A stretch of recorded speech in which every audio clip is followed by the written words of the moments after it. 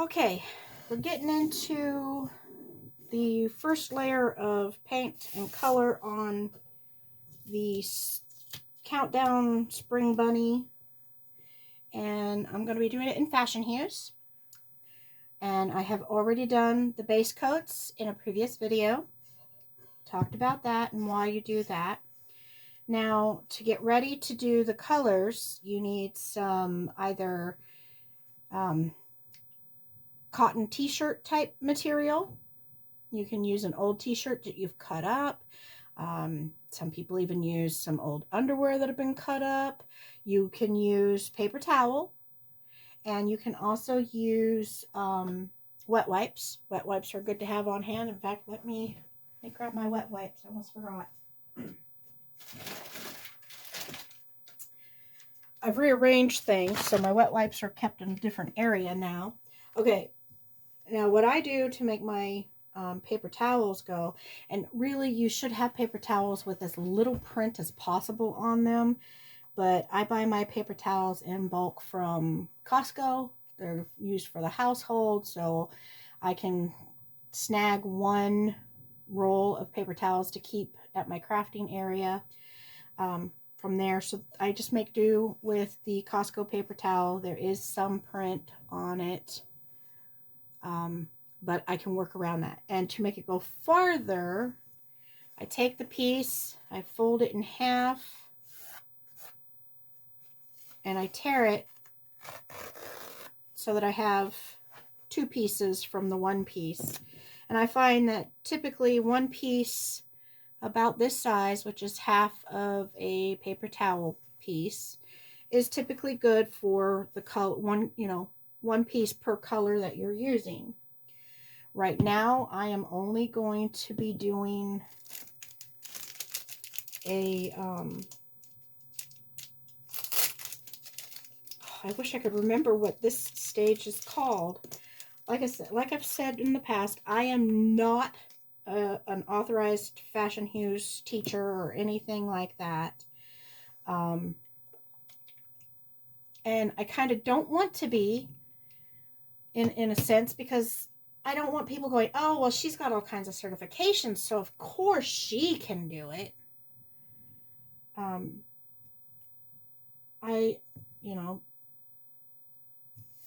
want people to see that you don't have to have all kinds of certifications behind your name to get a good piece, especially doing it in this fashion, in this medium. It's so easy to be able to do it with Fashenhues and have, when you get to your finished product, it looks like a professional has done it. That's how easy Fashenhues is. Now, of course, I have my area protected with my freezer paper, shiny side up. I am not going to dip my brush into my paint pot. You never want to do that because you can contaminate the paint that's in the paint pot. You see me wiping my paper because my Doberman's fur is all over it, and I don't want fur in my project. So I've shaken my paint up really well. I'm going to pour it out just a little bit at a time right onto my freezer paper, shiny side up. You do shiny side up so that way it doesn't stick. And this is the S182 brown.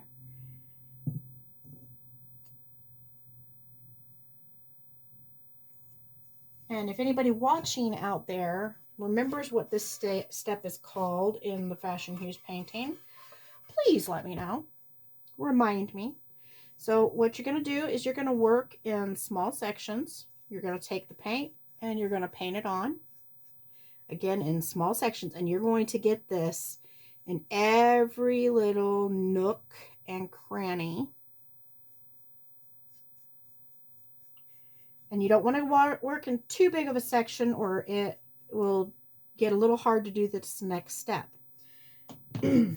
Crap. So I've got my little section painted. I've got my paper towel, and I'm going to wipe this back.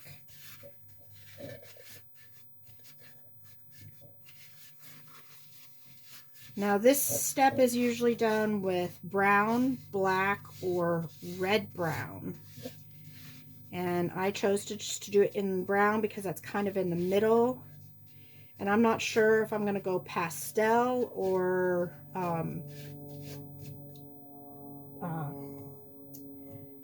prime colors. So I did that. Okay, there it is, wiped back. And then I'm just going to go on to the next section. I reloaded my brush, and I'm getting into every nook and cranny. You want to really push that color down into all these grooves, because that does your highlighting or your low lights or your wow, I'm having a bad time with words today. Okay, I worked in a small area, and now I'm wiping back again.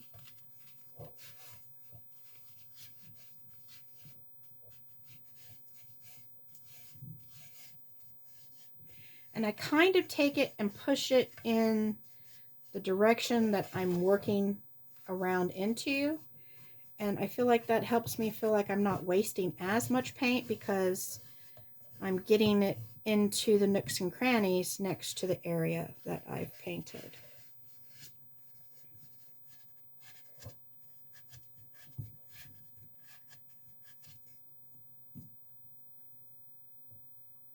Okay, once again, a quick painting.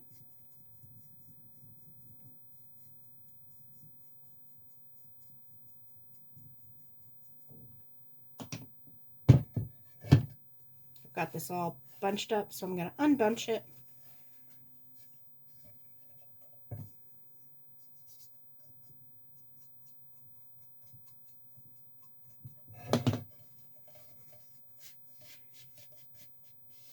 And again, just wiping back.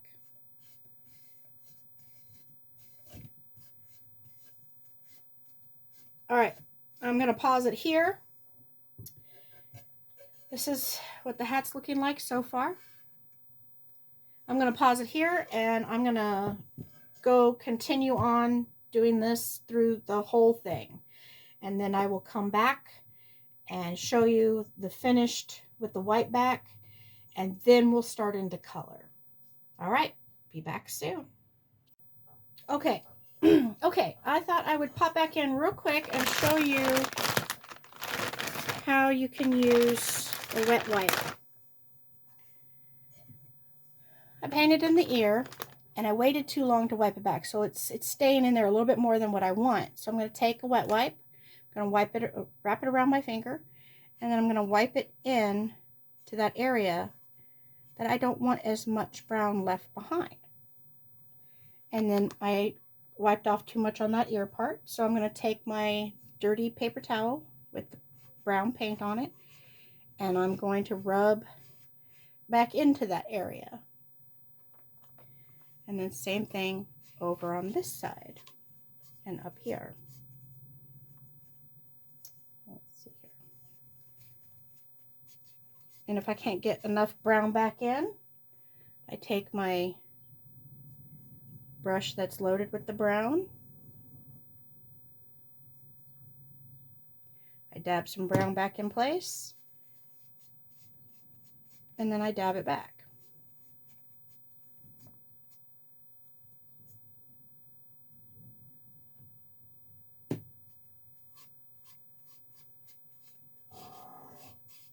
Okay, that's all I came back to show. I'll be back soon.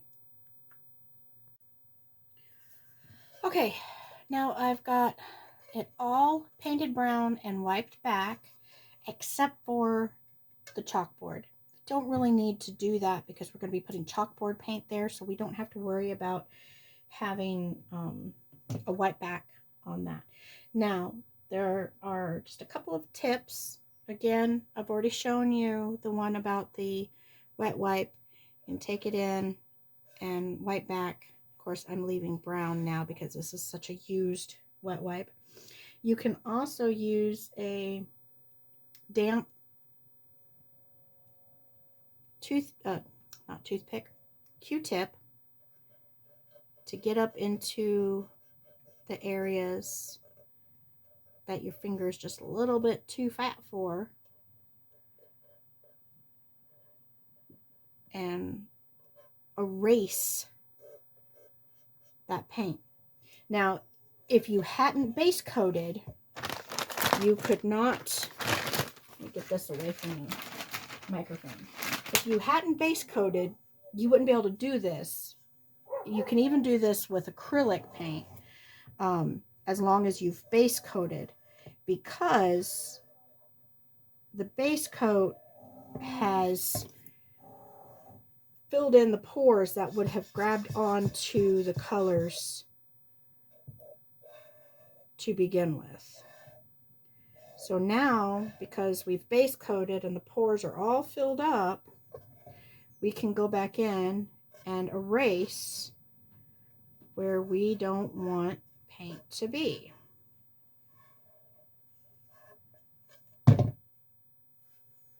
And you just gotta take your time and work it away.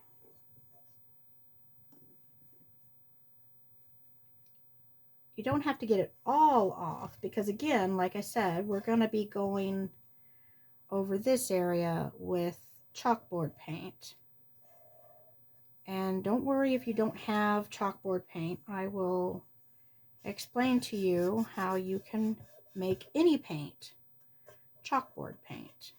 It doesn't take a special paint.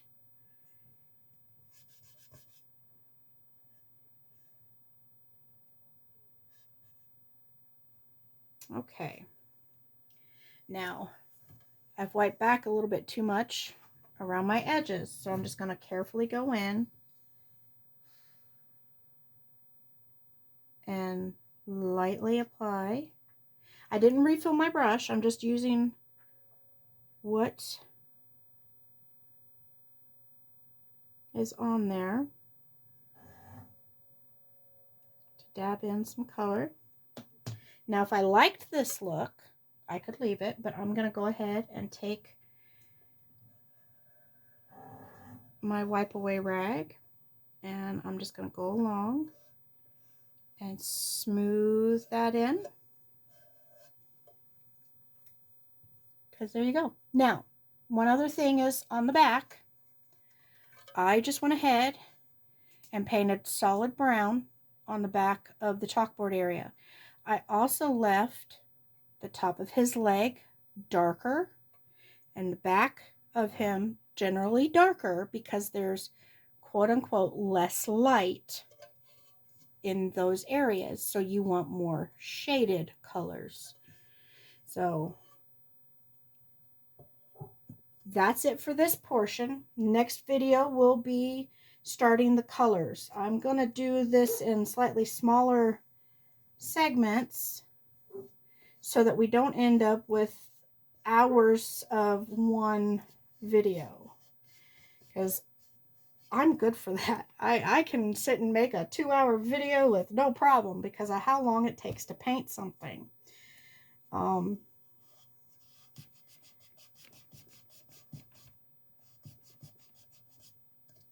And there we go. That's him for now. We will be back in another video with the colors. All right, bye for now.